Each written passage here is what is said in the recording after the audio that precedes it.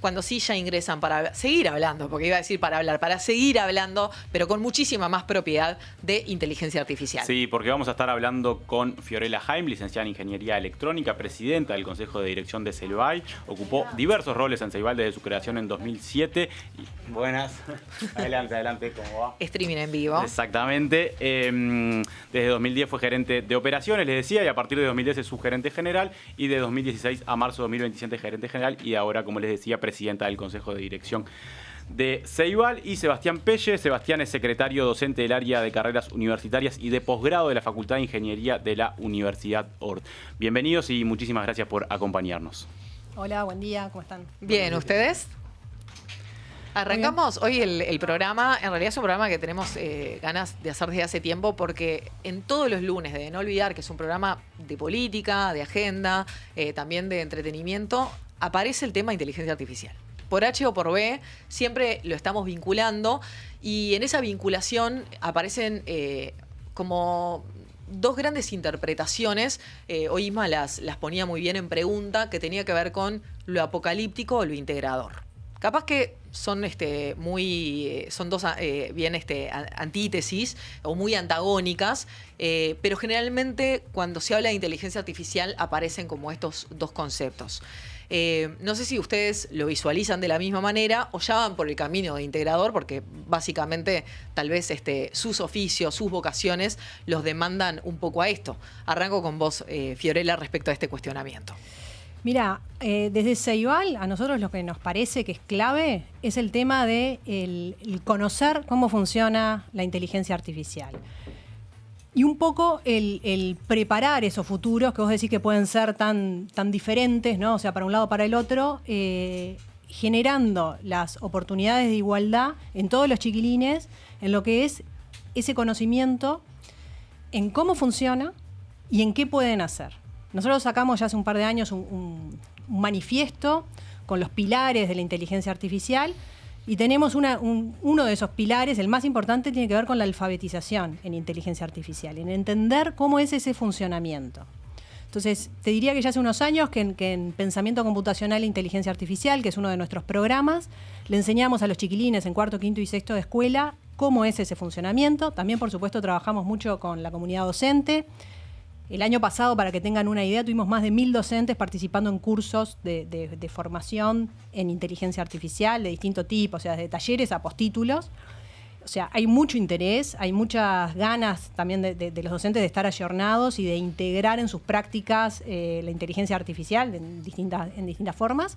Y también el año pasado sacamos un curso para toda la ciudadanía, que es gratuito y está en nuestra página web, que se llama Inteligencia Artificial desde cero, que igual que en Biblioteca País, con la cédula uno puede ingresar, y es un curso autoasistido, o sea, vas a tu ritmo, con videitos. Se supone que son unas 15 horas que te lleva, pero bueno, como es al ritmo de cada uno, puede variar. Justamente para pensar ese acompañamiento a los chiquilines en qué es esto de la inteligencia artificial. Si quieren, ahora después les cuento un ejemplo más concreto para ver cómo lo hacemos. Contalo, si querés. Ya. ¿Les cuento ahora? Sí, obvio. Bueno, en Pensamiento Computacional e Inteligencia Artificial nosotros trabajamos por proyectos. Son proyectos de 6-8 semanas que van viendo, integrando distintos conocimientos y desarrollando esa competencia del pensamiento computacional y de la inteligencia artificial. Uno de esos proyectos que tenemos en sexto de escuela se llama La vaca es una buena mascota de apartamento. ¿Y en qué consiste?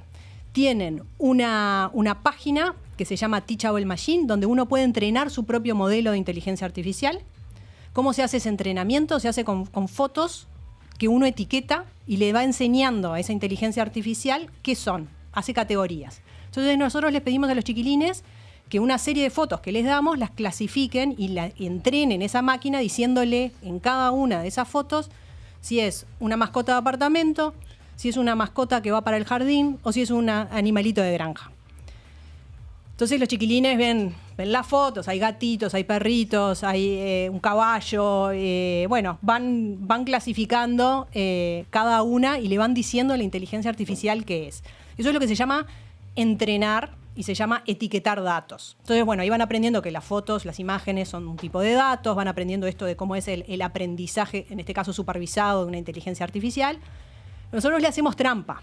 y las fotos que les damos, se las damos sesgadas, desbalanceadas. Eso quiere decir que las mascotas de apartamento que le dimos eran todas marrones, todos los animalitos que iban al jardín eran todos blancos y los de granja eran grises.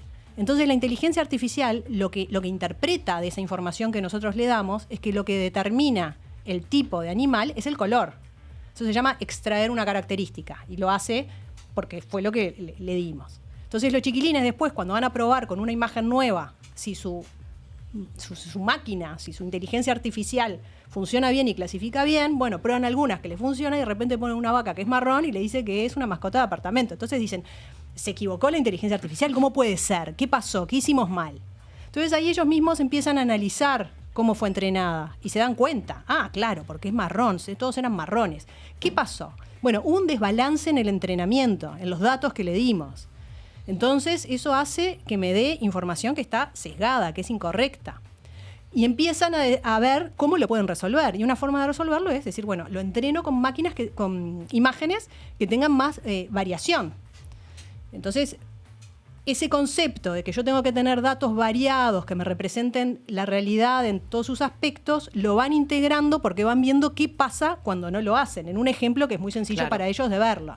Entonces, yo pienso en esto que vos decís de apocalíptico. Para mí, ¿qué puede ser lo peor que puede pasar? Que sin ningún tipo de pensamiento crítico, los futuros ciudadanos vean algo y no cuestionen y digan esto está bien y no se pregunten con qué datos fue entrenado, cómo eran esos datos.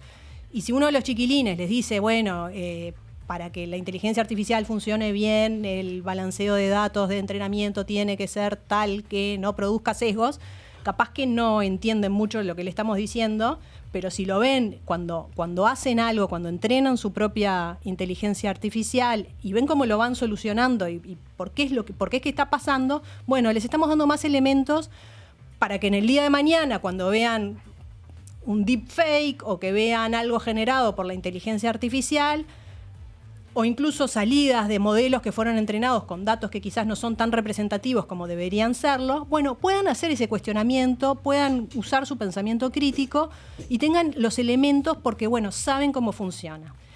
Y a la vez que les permita también aprovechar todas estas herramientas para el día a día, ¿no? Una visión ahí un poco más apocalíptica de alguna forma, la sensación que me da es que la llegada de los deepfake y de todo eso va mucho más rápido de lo que podemos alfabetizar a la población.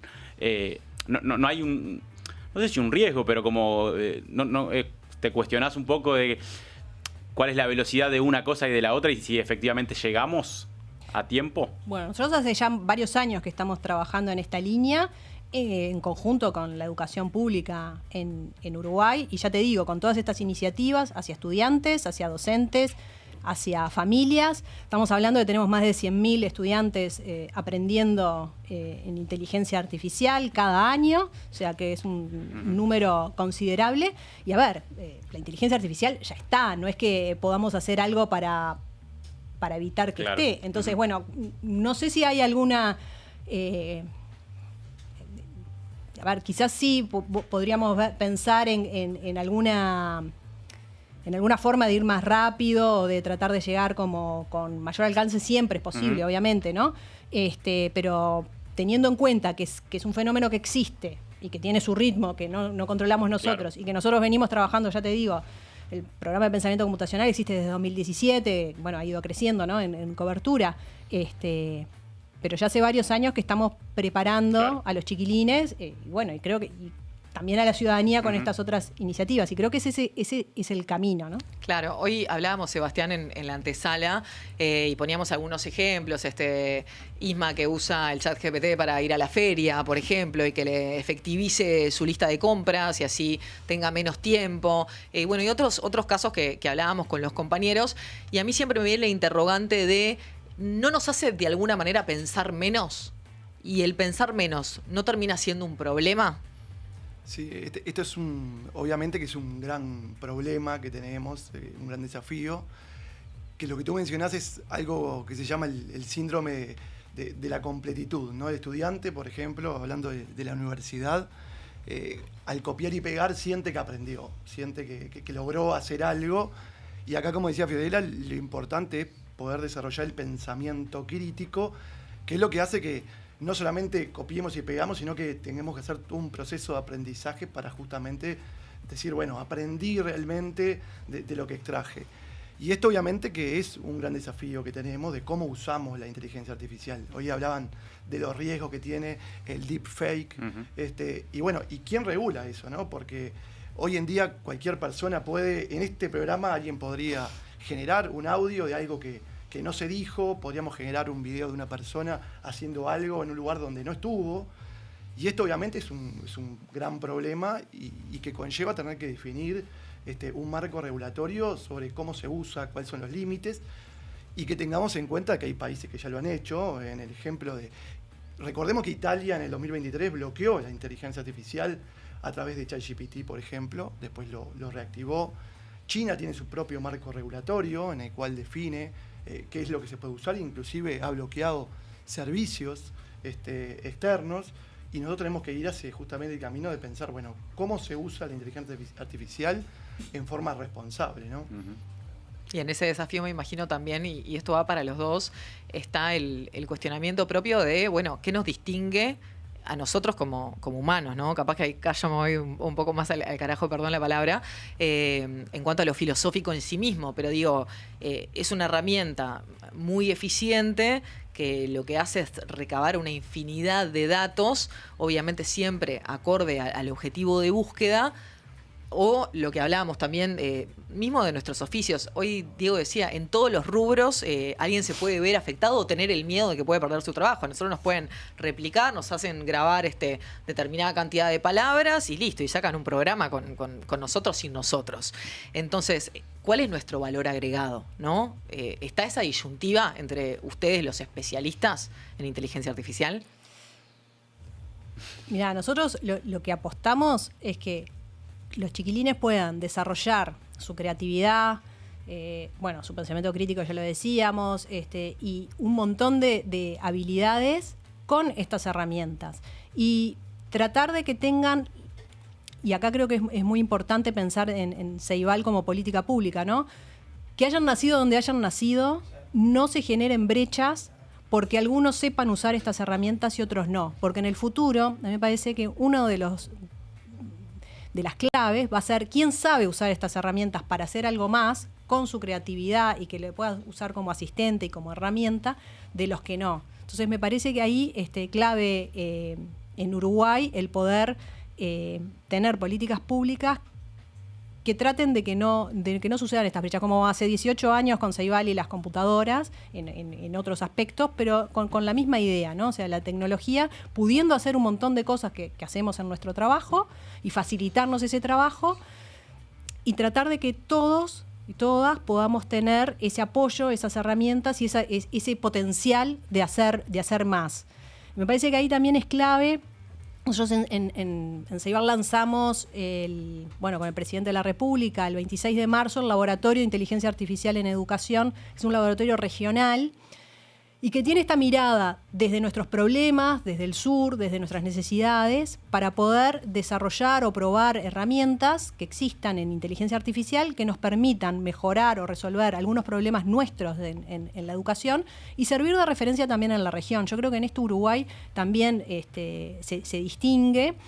Y bueno, por eso tuvimos el apoyo también de tantos organismos multilaterales, ¿no?, que nos están apoyando en esta iniciativa, y que es el camino para que, lo nuestro, las características nuestras de los humanos, claro, puedan potenciarse con estas herramientas y no limitarse. De vuelta, yendo a nuestro manifiesto, yo te decía, habían 7 pilares. El principal es el de la alfabetización, después tenemos uno, por supuesto, de uso responsable y ético, y tenemos también un pilar que tiene que ver con cómo promovemos la creatividad y no nos quedamos con algunas prácticas que puedan ser, como bien decía Sebastián, lo de cortar y pegar, que a ver, yo me acuerdo cuando era chica y me mandaban buscar información, era cortar de la revista y pegar literal, ¿no? O sea, y también, si no lo leías, tampoco era que te quedaba esa información. Tal cual, hablando con Diego hoy, que decíamos en nuestra época, hacer un trencito era copiar un texto literal y mediante esa respuesta,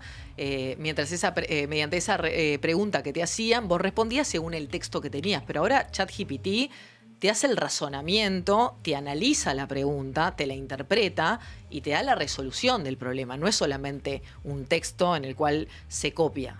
Por eso mismo, nuevamente, la necesidad de generar pensamiento crítico. Claro, pero al mismo tiempo tiene ese potencial de que vos en cualquier momento te quedó una duda y no pudiste entender, también tenés un lugar donde hacer esa consulta en cualquier momento. Claro. Si no querés exponerte frente a toda una clase. Pero me imagino que igual ahí también, Fiorella, deben cambiar, o ustedes deben estar analizando cómo se modifica a nivel de educación la evaluación, ¿no? No, por supuesto. La evaluación y los proyectos que se realizan, porque tenés tanto más para hacer hoy que no tiene mucho sentido quedarse con cómo se hacían las cosas antes. Sí, nosotros sacamos varias publicaciones. Yo te diría dos libritos, uno de Construyendo Inteligencia Artificial en el Aula, que tiene varios ejemplos de cómo, usando estas herramientas generativas de inteligencia artificial, se pueden hacer propuestas. Y otro que hicimos al revés, recopilando lo que estaban haciendo los docentes de secundaria en el aula, que se llama Secundaria con inteligencia artificial. Y bueno, ellos mandaron como ponencias y... O sea, lo que ya estaban utilizando los docentes. Lo que estaban haciendo, claro. Hicimos como una convocatoria abierta a docentes que estuvieran utilizando estas herramientas en el aula y que las contaran además, según nosotros tenemos un marco pedagógico de enseñanza de la inteligencia artificial, entonces con dimensiones, y que las analizaran, o sea, esas prácticas en esas dimensiones. Y la verdad que tuvo muy buena llegada en sus pares, ¿no? Porque es como que inspira mucho a docentes y permite tener ideas, ¿no? De cosas para hacer. No sé si querías... Sí, para complementar, hoy mencionaban las habilidades. Yo creo que las habilidades se tienen que transformar. Y sé que está ese ruido de nos vamos a quedar sin trabajo. Y esto pasa mucho, que los estudiantes a veces nos preguntan, bueno, ¿y voy a tener trabajo como ingeniero, como licenciado? Bueno, por supuesto, en el marco de la Facultad de Ingeniería. Y la realidad es que sí, las habilidades se tienen que transformar. En la universidad definimos, primero que nada, reconocemos la inteligencia artificial como un hito disruptivo y de cambio en las diferentes disciplinas y en las diferentes áreas de conocimiento. Y después definimos un marco con algunas pautas en las cuales, primero que nada, promovemos el uso de la inteligencia artificial desde todas las partes de la universidad, a través de sus docentes, y por supuesto que esperamos que el estudiante lo use, todo lo contrario a bloquear su utilización. Por otro lado, sí marcamos algunas pautas de el estudiante es el primer y único responsable de la utilización y generación de esa información y utilización. Es decir, es responsable de cómo la utiliza. Cada vez que la utiliza tiene que citarla apropiadamente, según un marco de referencia. Y por otro lado, reforzamos lo que es el uso responsable y ético de la inteligencia artificial. De vuelta a todo lo que mencionamos de usarlo en una evaluación para copiar y pegar sin haber previamente hecho un proceso de aprendizaje. Y en esto, por supuesto, de que hay un cambio y hay una reflexión respecto a las evaluaciones. Uno dice, bueno, hoy en día tiene un sentido el mandar una tarea domiciliaria en el cual me envían la tarea y lo evalúo. Bueno, la respuesta es no, eso ya no tiene ningún sentido. Y por otro lado, también nos hace reflexionar respecto, bueno, cómo auditamos realmente el conocimiento del estudiante. En la universidad tomamos ciertas medidas con respecto a las evaluaciones, por ejemplo. Las evaluaciones domiciliarias finales, las de mayor puntaje, por ejemplo, tienen una defensa siempre, en el cual podemos auditar, más allá de todo ese proceso que hizo el estudiante en su casa, bueno, que realmente haya una autoría. Defensa oratoria, decís, Sebastián. Oratoria o escrita, puede ser, pero donde el estudiante individualmente, por ejemplo, grupal según la materia, pueda demostrar realmente que lo que utilizó realmente lo aprendió. ¿Ok? Y después lo que tiene que ver con los parciales, son presenciales, ¿ok? Es otra cosa que hemos definido de vuelta para marcar bien la cancha con respecto a, bueno, tenemos que de alguna manera auditar la autoría de las evaluaciones y lo que el estudiante va aprendiendo. Siempre que aparece una nueva tecnología hay como ese temor o esa sensación de, bueno, esto cambia todo. Y pasa particularmente ahora con la inteligencia artificial. Ustedes que vienen del palo de la tecnología, pero que están trabajando ahora, ¿tienen esa sensación de que esto es efectivamente algo totalmente nuevo? Bueno, a ver... Yo creo que es algo que al tener una interfaz que es el lenguaje natural, lo hace mucho más masivo su utilización, ¿no? O sea, inteligencia artificial de otro tipo, no solo la generativa, ya veníamos teniendo hace varios años y venían desarrollos y desarrollos que cada vez la masificación del uso, claro, digamos. yo te diría que sí, que la masificación del uso y además la velocidad en la que está evolucionando creo que también es uno de esos indicadores que nos llevan a decir, bueno, acá hay un quiebre, acá hay un cambio. Pero me parece que como con toda tecnología, más allá de que puedan tener sus características particulares, hay algunas claves que tenemos que tener. Nosotros desde la educación tratar de no caer en la tecnología por la tecnología solamente. Creo que eso es parte también de nuestro trabajo en estos 18 años, que es tratar de ver, bueno, cuáles son nuestros objetivos en la educación, qué es lo que queremos lograr, qué habilidades queremos que desarrollen, entonces, cómo vamos a usar esa tecnología. Bueno, salió hace poco un artículo de una universidad en Londres, donde destacaban las experiencias internacionales de incorporación de tecnología en la educación, y hablaban de Estonia, hablaban de Uruguay, y hablaban de otros países donde no había resultado porque se habían concentrado en la novedad, en la moda, y no en tratar de generar estos conocimientos y estas competencias y estos objetivos que tenemos. Nosotros en Uruguay, por darte un caso, estamos trabajando en conjunto con todas las organizaciones del sistema educativo en tratar de que los chiquilines culminen más los ciclos educativos, que en Uruguay estamos con indicadores muy bajos, y que logren mejores y mayores aprendizajes. Entonces, bueno, las herramientas estas de inteligencia artificial, ¿nos sirven para ese propósito? Sí. ¿Cómo? Bueno, ¿qué podemos hacer? Entonces, ahí es que estamos haciendo esa introducción de herramientas con ese sentido y con esos objetivos, con un marco claro y con un análisis de qué es lo que tiene sentido incorporar y qué es lo que, en realidad, como con otras tecnologías, no tiene tanto sentido. Yo creo que ahí es esa gran ventaja que tenemos de que Ceibal pueda hacer ese puente, ¿no? Entre el ecosistema de innovación y el ecosistema educativo, y que pueda generar como esa curaduría o esa mirada en la línea de las políticas educativas del país.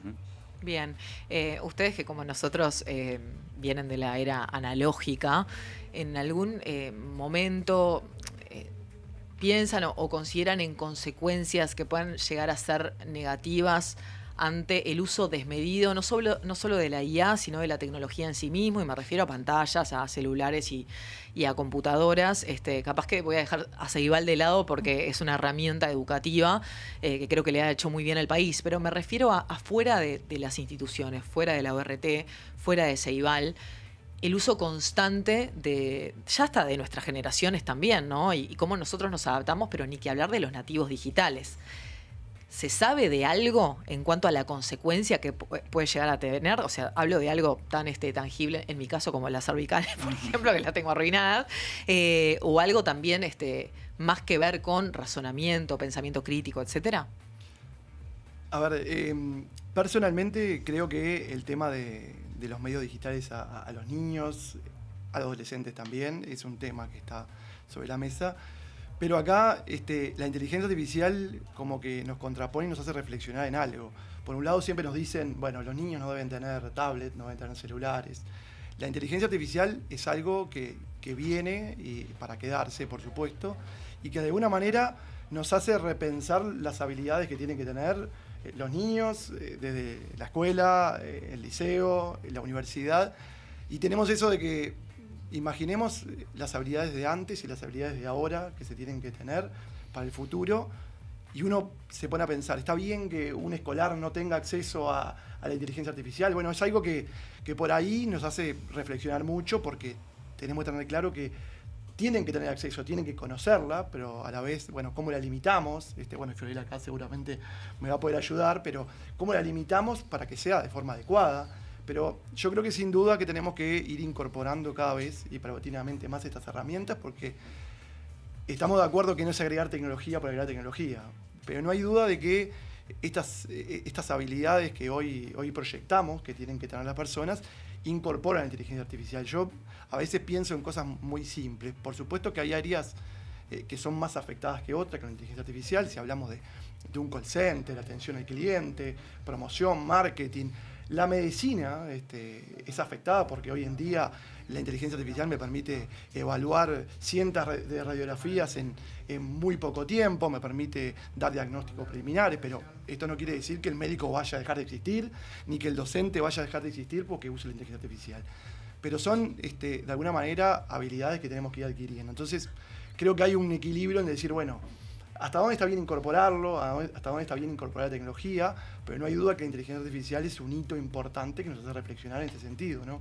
Claro. Creo que vos parte de la pregunta te dabas un poco la clave, ¿no? O sea, las pantallas depende un poco qué haces. O sea, en todos los estudios en muchos de los estudios que hay un montón, lo que importa no es tanto el tiempo, sino el tipo de uso que se hace. La calidad y la no calidad, cantidad. Exactamente. O sea, ¿qué es lo que estás haciendo en las pantallas en definitiva? Y ahí, no sé, yo menciono, nosotros tenemos Biblioteca País. Entonces hay muchos chiquilines que en su casa no tienen libros. Y la única manera que tienen de acceder a una biblioteca más amplia y poder acceder a la cultura es a través de Biblioteca País. Entonces, bueno, bienvenido ese tiempo en pantallas en las casas donde están leyendo un libro que de otra manera no podrían acceder. Si ves a alguien en el bondi con un libro, decís qué bien, y si ves con una pantalla, decís qué horrible, y capaz que están haciendo exactamente lo mismo. Exactamente. Y lo otro que quería mencionar, nosotros participamos en un estudio internacional junto con otras organizaciones acá de Uruguay, que se llama Kids Online, que busca entender qué es el comportamiento que tienen en línea nuestros jóvenes. Y me acuerdo de la primera vez que lo hicimos, una de las cosas que a mí me impactó bastante, pues esto era para jóvenes de 14 años, es que muchos de esos chiquilines se quejaban de sus padres, del uso de las pantallas que hacían sus padres, que estaban comiendo y que en sus familias estaban mirando el celular y no estaban charlando y intercambiando con ellos. Entonces, bueno, yo creo que acá cuando a veces dicen, no, los jóvenes que son nativos digitales, tanto el día en el celular, bueno, vamos a ver quiénes estamos y qué hacemos nosotros también, qué ejemplo damos Tal cual. y qué es lo que también, esos espacios que queremos valorar y cómo son, ¿no? Sí. Dale. No, hablábamos recién de las deepfakes y que claramente tienen, que son un problema y un desafío. Pero me pregunto también si nosotros nos vamos a acostumbrar en el corto plazo a interactuar todo el tiempo con inteligencia artificial para tareas cotidianas. O sea, que estemos acostumbrados porque llamamos a un lugar y siempre nos va a atender un robot o no sé cómo llamarle exactamente, o no vamos hacia ese lugar. ¿Me explico la pregunta? Yo creo que debes estar más acostumbrado de lo que pensás. Claro, que incluso hoy en día pasa mucho más de lo que nosotros creemos. Sí. Sí, yo creo que sí. O sea, que hoy y yo qué sé, y a vos seguramente tu celular te pasa partes de tu programa porque lo estás viendo y estás entrenando el algoritmo y lo tomás como algo muy natural, o el tipo de recomendación que te hace, y eso ya es inteligencia artificial que está ahí metida y ni siquiera la estás... Ni sabemos. Sí. Claro, pero si yo me imagino más como al interactuar cuando estamos acostumbrados a interactuar con personas hoy en día, cuando llamas a lugares, hoy en día ya llamando a lugares en algunos casos. O sea, vamos hacia ese lugar, digamos, de Pero quiero hablar con alguien, dame un humano, por favor. Exacto. O sea, que nos tenemos que acostumbrar a que la interacción en general va a ser a través de computadoras, digamos. Yo creo que ahí va a depender mucho de qué tipo de tareas es la que le vamos a dar a las máquinas y cuáles vamos a seguir manteniendo. Yo capaz que algo que decía hoy Sebastián sobre el tema del vínculo, nosotros sabemos que en educación es súper importante la parte del vínculo humano y que hay un rol de los docentes que va más allá de un contenido. O sea, el docente no es un contenedor de contenidos que está ahí tratando de lanzarlos. Tiene otras funciones y tiene otros roles, que es lo que han ido haciendo en las distintas etapas, ¿no? Entonces, nosotros, así como también, me acuerdo cuando recién arrancaban las ceibalitas en el 2007, que había, quieren reemplazar al docente con la computadora. No es reemplazar al docente con una computadora. Y ahora tampoco es reemplazar al docente con una inteligencia artificial que se pare ahí. Pero es sí usar esas herramientas que existen para facilitarle la vida, para que pueda hacer también mejores propuestas, para que las pueda adaptar, para que pueda también ayudarle a personalizar la educación, y a desarrollar estas nuevas habilidades que necesitamos para todos estos temas que tenemos hoy. O sea, no es tanto del futuro que se viene, es el presente en el que estamos. Tienen igual... dale, No, Sebastián. quería complementar. Personalmente yo creo que hay actividades y tareas que se van a automatizar con la inteligencia artificial, ya se están automatizando. Pero a veces cuando se escucha, bueno, la inteligencia artificial va a reemplazar al humano. Bueno, yo creo que no reemplaza al humano, reemplaza algunas tareas que realizan las personas, eso es correcto.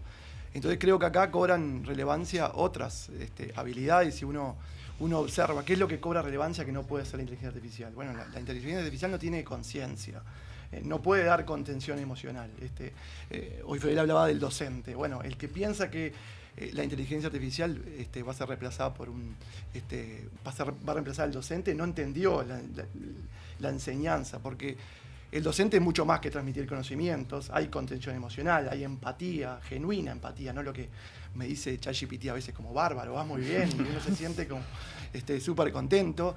Entonces, ese tipo de cosas no la va a poder suplir la inteligencia artificial. Bueno, hoy de hecho, Sebastián, hablábamos de que una de las mayores consultas de ChatGPT es a nivel terapéutico, o sea, como compañía terapéutica. ¿Eso qué opinión les merece? Bueno, personalmente creo que es bastante... Decir que un psicólogo va a ser reemplazado por la inteligencia artificial, creo que es algo bastante... Tenemos que tener cuidado con ese tipo de cosas, pero es algo muy personal que creo que un psicólogo brinda otro tipo de cosas que la inteligencia artificial no puede brindar. Pero bueno, esto es a modo personal, por supuesto, que creo que son de las cosas que hoy al menos no podría suplir la inteligencia artificial. Quería preguntarle a Fiorella en cuanto a esto de, bueno, capacitar a los docentes y en esta cuestión cuando arranca Ceibal, que algunos decían, bueno, pero nos van a suplir. Ahora siguen habiendo algunas docentes más, tal vez vieja guardia, que como que se abstienen un poco y dicen, bueno, no, pero yo con esto no lo entiendo o no es para mí. Mirá, nosotros durante la pandemia tuvimos un crecimiento explosivo en el uso de las plataformas. Fue realmente de un día para el otro multiplicamos por 13 la cantidad de personas que estaban ingresando. Y más allá de ese momento, ¿no? En 2020 y 2021, donde, bueno, era la herramienta que permitía mantener el vínculo y que, bueno, hay estudios del Banco Mundial, por ejemplo, que determinan que Uruguay, gracias a ese uso de plataformas de Ceibal, pudo mitigar en 30 puntos la pérdida de aprendizajes, comparado con otros países de la región. Después de la pandemia, más allá de que en 2022 hubo capaz que un poquito de rechazo a... Claro. Quiero salir de este mundo digital. Dame la clase, quiero ir a jugar con mis compañeros. Sí, pero sí se mantuvo un nivel muy alto de uso de la plataforma CREA, por ejemplo, o de algunas plataformas de matemática como Matific. Y la verdad que tanto el 2023, 2024 y con lo que va de este año, tenemos sí un porcentaje que es prácticamente universal de docentes utilizando en forma asidua la plataforma CREA, por ejemplo. Puede ser que vos tengas algún docente que te diga, bueno, yo con capaz que robótica no me animo, y ahí tenés, digo, más allá de que vienen creciendo año a año los grupos que participan en robótica, en las Olimpiadas de Robótica, Programación y Videojuegos de Ceibal, o en los laboratorios Maker, viste que los A-Labs, donde hay otras tecnologías al servicio de los proyectos educativos, como pueden ser impresoras 3D, drones o sensores físico-químicos. Bueno, capaz que ahí encontrás algunos docentes que se animan más o que se animan menos, pero yo te diría que con el uso, por ejemplo, de CREA es una cosa que está totalmente universalizado. Nos queda poco tiempo, Sofi, pero me gustaría que nos contaran dos personas que trabajan asiduamente con la inteligencia artificial.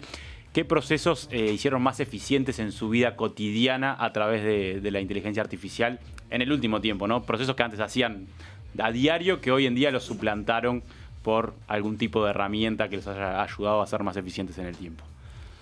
Bueno, en la tarea habitual, lo que tiene que ver con la comunicación, muchísimo. Tenemos que entender que la inteligencia artificial es un gran redactor, corrector en ese tipo de cosas en la comunicación, hacer comunicaciones más efectivas, sin duda. En lo que tiene que ver con organización, recordemos que existen un montón de plugins y subherramientas que me permiten optimizar muchísimas cosas. En lo que tiene que ver con la productividad, en ese tipo de cosas, es pero muy bueno la inteligencia artificial. Y en todo lo que tiene que ver con un apoyo innovador, ¿no? En ese apoyo creativo de querer innovar y sacar ideas, creo que la inteligencia artificial es pero muy bueno. en eso creo que hemos sacado mucho provecho. También le pedís la lista del supermercado, Sebastián. No la lista del supermercado, pero le pido lista de otras cosas y consejos.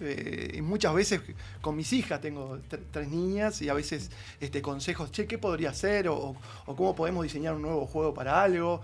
O muchas veces en la cocina también, tengo estos ingredientes, bueno, ¿qué podría cocinar con estos ingredientes? ¿Qué recetas podría innovar? Bueno, para muchas cosas más allá de mi oficio. También sí. Yo capaz que para lo que más lo uso así en la cotidiana es para responder mails, que sí, bueno, va dentro de la línea de comunicación que decía Sebastián.